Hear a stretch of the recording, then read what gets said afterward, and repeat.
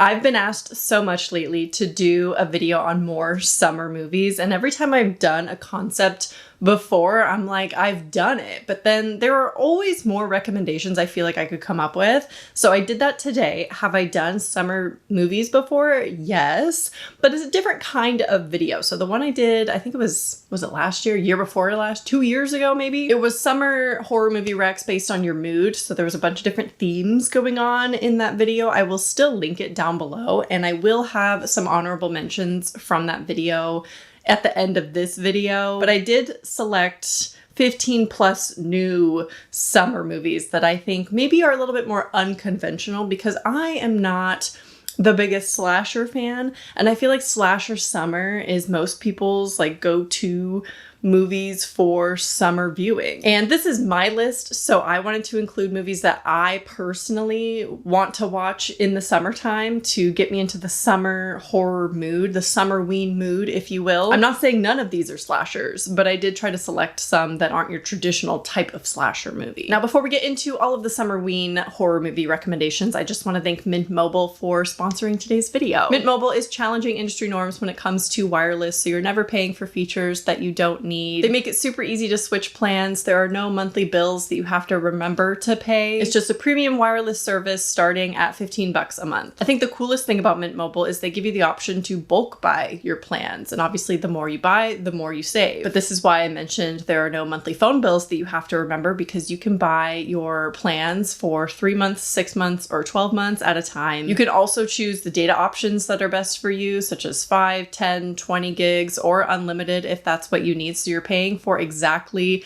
the features and the data that you need. I know it can seem kind of intimidating to completely switch phone plans, but Mint Mobile makes it extremely easy. You can sign up and activate your eSIM all from the comfort of your own home, because you could do it online. I'm telling you from personal experience, not having to go into the store and deal with salespeople who are going to try to upsell different features or even products and technology that you just don't need or want and talk you into things. I think it's the best part of Mint Mobile, if you ask me. Another thing to not worry about while switching to make it a super easy transition is you can bring your old phone, all of your contacts, your old phone number. Like, they make it super easy to switch. And if you're not sure that you will love the switch, all of Mint Mobile's phone plans comes with a 7-day money-back guarantee. At the link below, new customers can get their premium wireless plan starting at $15 a month. Okay, so I think there are technically 14 movies I want to talk about, but I have a lot of honorable mentions along the way, and of course the little bundle of honorable mentions at the very end as well. So you're getting well over 15 plus movie recommendations in this video for your summer viewing. First up, tourism gone wrong. We have The Ruins. A group of friends look for fun during a sunny holiday in Mexico, but they get much more than that after visiting an archaeological dig in the jungle. Carnivorous vines try to ensnare the friends in their tents, forcing the group to fight for survival. I have talked about this movie. I've talked about the book. The book is also a fantastic summer read as well. I've actually been meaning to reread it, so maybe when it's like peak summer this year in like August, I'll read it. And the book is 10 times better than the movie, just saying. But I love a good summer vacation gone wrong and tourism gone wrong, as I mentioned. Another honorable mention for that would be Turistas. But The Ruins is gross. It has body horror. It has amazing tension. It's just dumb people being dumb, you know? But it's also hot in summertime, naturally. Next up, we have Old. I know. A family on a tropical holiday discover that the secluded beach where they are relaxing for a few hours somehow causes them to age rapidly, reducing their entire lives into a single day. Listen, I will be an Old defender until the day I die. I love this movie. It's one of my favorite M. Night Shyamalan movies. I think it is so rewatchable. It's obviously the perfect summer setting. They're on a beach. Obviously it takes place at a resort and then they travel to the beach. It's just great summer atmosphere with a really unique and original kind of take on things and like a weird twist that you're not going to get in like any other summer, your traditional summer horror movies like slashers or shark movies. Next up, we have a movie called The Rental. Two couples on an oceanside getaway grow suspicious that the host of their seemingly perfect rental house may be spying on them before long. What should have been a celebratory weekend trip turns into something far more sinister. This is definitely more of like a hidden gem kind of movie. It's directed by Dave Franco and it stars Jeremy Allen White, Alison Brie, Dan Stevens, and Sheila Vand. Those are the two couples. And I think it went under the radar for a really long time, and I still consider it underrated and not a lot of people know about it or talk about it. I've talked about it in the past, so maybe you've seen it already. This is more of a gradual build kind of movie and definitely leans a little bit more like drama thriller for a while, but I love when a movie has like a slow build of tension and like you know things are going to end terribly, but you have no idea how we're gonna get there. It's just one of those where you can't look away from the screen because you know things are just escalating, and I had to bring it back again because it is the perfect setting for a summertime viewing. Next up is X. I have never included X or more modern movies in my lists, and I feel like it's time. Enough time has passed. I can start including modern, like really modern movies in my lists. A group of actors set out to make an adult film in rural Texas under the noses of their reclusive hosts, but when the elderly couple catches them in the act, the cast finds themselves in a desperate fight for their lives. This has that hot and sweaty, like Texas Chainsaw Massacre vibes. Obviously, Texas Chainsaw is a recommendation as well. That is definitely more of a traditional slasher movie,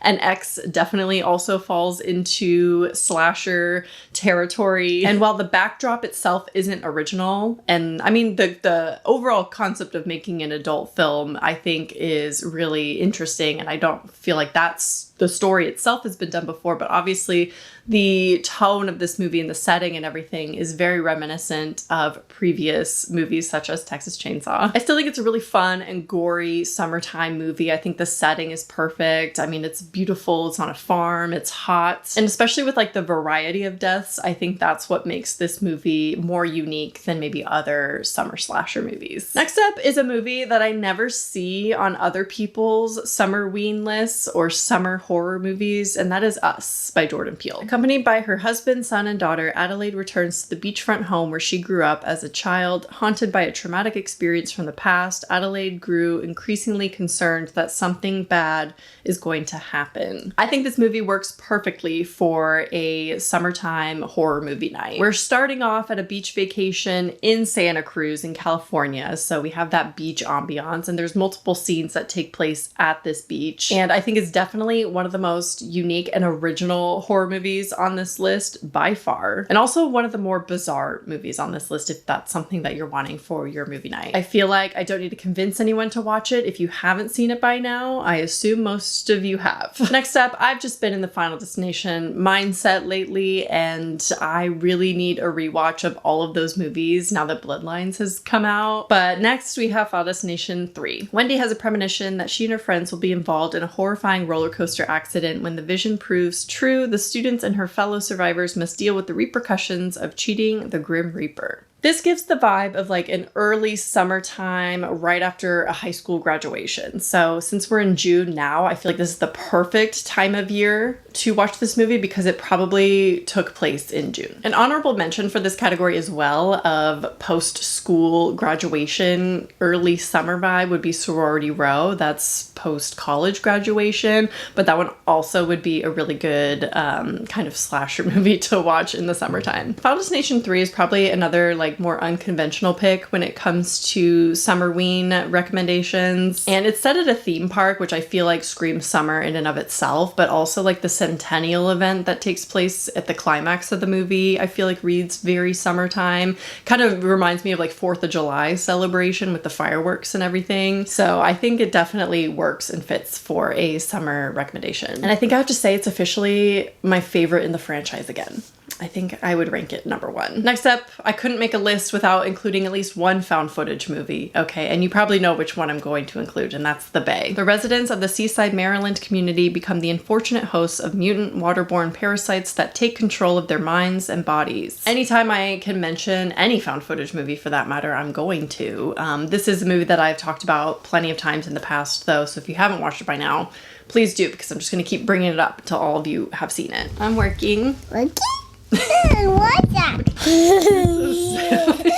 Sorry about that. I had to take a brief little mothering intermission. Anyway, The Bay. It's hot, it's humid, flesh-eating, parasitic things from the water. And I feel like there's already like an existing fear of like swimming in a lake and things for this exact reason of like contracting Parasite. Maybe that's not a, you know, a huge phobia for most people, but maybe it should be. Maybe it should be, because this movie is disgusting. Next up, we have The Shallows. I feel like this movie wouldn't be complete without at least one shark movie. Still reeling from the loss of her mother, medical student Nancy travels to a secluded beach for some much needed solace. Despite the danger of surfing alone, Nancy decides to soak up the sun and hit the waves. Suddenly, a great white shark attacks, forcing her to swim to a giant rock for safety. This is definitely a thriller movie. It's your straightforward thriller shark movie, but I feel like it has great tension. And obviously we know of many famous shark movies, but I feel like this is one that is honestly really good. I rewatched it as well, and I think it's great. I would have changed the ending personally, just as a horror fan,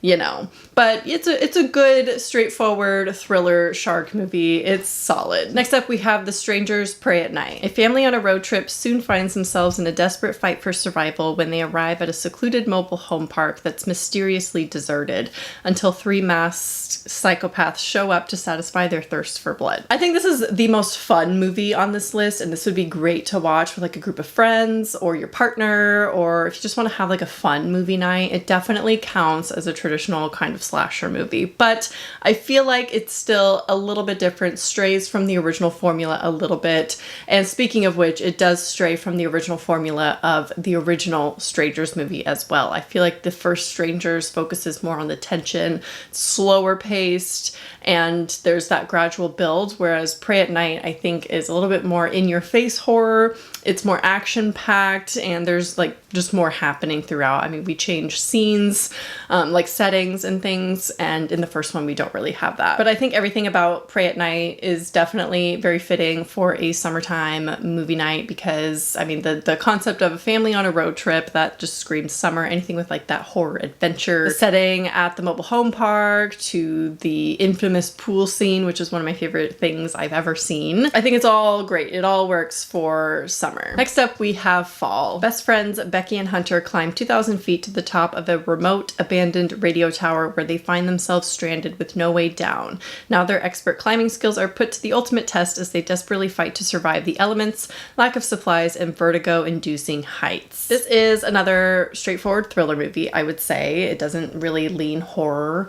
I mean, maybe you could argue that, but it is a thriller movie. But it is one of the most stressful movies I have ever seen. Like, I don't have a very strong fear of heights by any means, but this movie will activate that in every single person that watches it. You cannot watch this movie and not be just a little bit scared of heights. Now, I do have another honorable mention here in 47 Meters Down, which is another shark movie. Fantastic, by the way. And this is made by the same people, so if you liked that movie, you would definitely like Fall, I think. I think 47 Meters Down is the better movie. I don't know if it has to do with the performances or not, but Fall isn't as strong in my opinion, but the tension is definitely there. I think I was more afraid during Fall than I was 47 Meters Down, because I'm more terrified of heights, I think, than sharks. Sharks don't really like get me as much. And Fall is set in a hot desert, and obviously they're facing the elements of like the beating sun, and it just feels very like hot. It's a hot movie.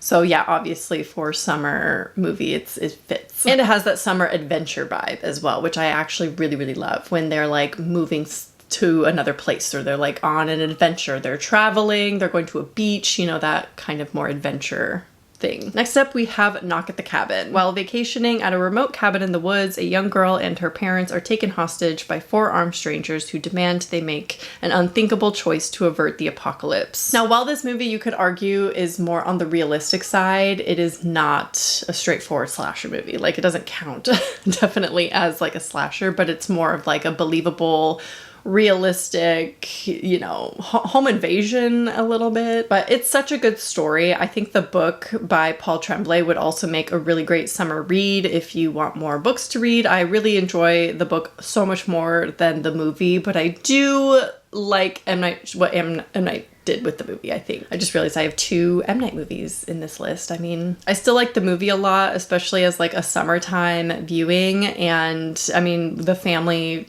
vacationing in a cabin in the woods. That is my personal preference. If I'm going to go on a vacation somewhere, it's going to be camping or cabin in the woods. So it is my personal preferred setting versus like a beach. I'm not a beach gal. Next up, we have The Uninvited. Anna returns home after spending time in a psychiatric facility, and one night the ghost of Anna's mother appears screaming for revenge and accusing her stepmother of murder. Anna and her sister start to investigate, but they may be unprepared for the lethal battle of wills that ensues. This is set at like a house next to a lake, so they have like multiple lake shots and the girls like swimming in the lake, and something about it just reads very much like summertime as far as like the setting goes. And the story is really unique and really fun. I don't want to say too much about it, but if you know, you know. It is a remake, an American remake of A Tale of Two Sisters, which I don't remember if that one had too much of a summer vibe, but obviously the honorable mention will go here for that movie because that movie is really great as well. Next up is It. 7 young outcasts in Derry, Maine are about to face their worst nightmare, an ancient shape-shifting evil that emerges from the sewer every 27 years to prey on the town's children. Again, this is one of those obvious ones, but it screams summer. Every summer I crave a rewatch of this and I never actually go through with it. And I don't know why, but this year might be different because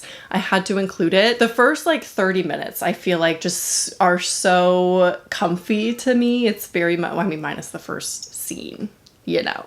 But you know, when we're getting all the establishing character shots and everything and like all the dynamics, and it's just peak summer. It's teen summer, you know, going to the lake, jumping in and swimming, and it's school just got out, so it's like early summer. And then obviously the it comes into play, but the horror in this is fantastic. Again, not a movie that I need to convince you to watch if you haven't watched it already, because I'm sure you have. Now, the last movie I want to mention before we get into my honorable mentions is my random pick. But again, this is my list, and I was like, you know what? I'm gonna put that movie in my list for summer movies. I don't know why. Just go with it for a minute. The Way of the Gun. 2 criminal drifters without sympathy get more than they bargained for after kidnapping and holding for ransom the surrogate mother carrying a baby for a powerful, shady man. This has Benicio del Toro in it. It has Juliette Lewis. It came out in 2000, so I think it's officially the oldest movie on my list. Now, this is a neo-Western heist action thriller movie, okay?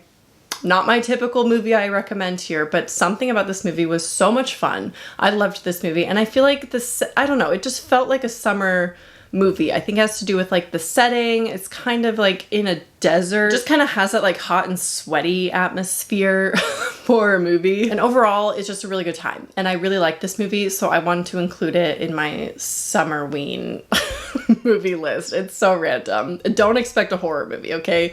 But it's good. It's a good movie. Okay, so I have 6 honorable mentions, and some of them I really wanted to just put in the list full on. So it would have been like 20 plus movies officially, but I've mentioned them a lot in the past, or I mentioned them in my last summertime video, so you can go check it out if you want like more information, but they're pretty well-known movies anyway. I just didn't want to be too repetitive. First, we have Wolf Creek. Again, tourism gone wrong, has that adventure vibe, stuck in the desert. Definitely more your traditional slasher, would be great for slasher summer. Next, we have Wrong Turn. Kind of a slasher. I feel like Wrong Turn and my next honorable mention, The Hills Have Eyes, are definitely on the same level. Like Hills Have Eyes, more in the desert, it's hot, but like you still have mutant people coming after you. So it's the same kind of situation, just one's in the woods and one's in the desert. The Descent, I think The Descent actually takes place not in the summertime because they're wearing like coats, and I think it's in North Carolina, so it's like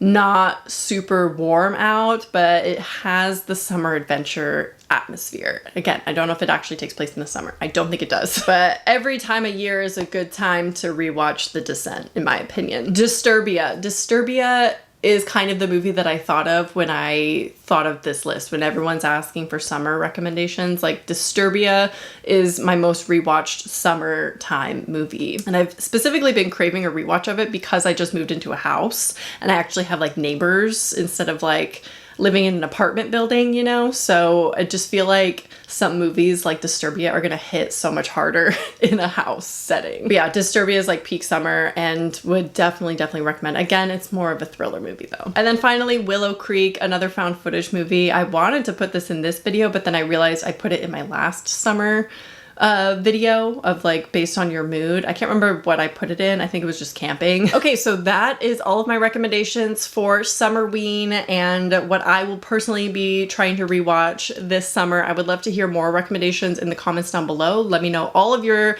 summer movies, summer slasher, Summerween, even some ghost stories if you have any. Leave a comment down below. I hope you enjoyed, and I will talk to you soon. Bye.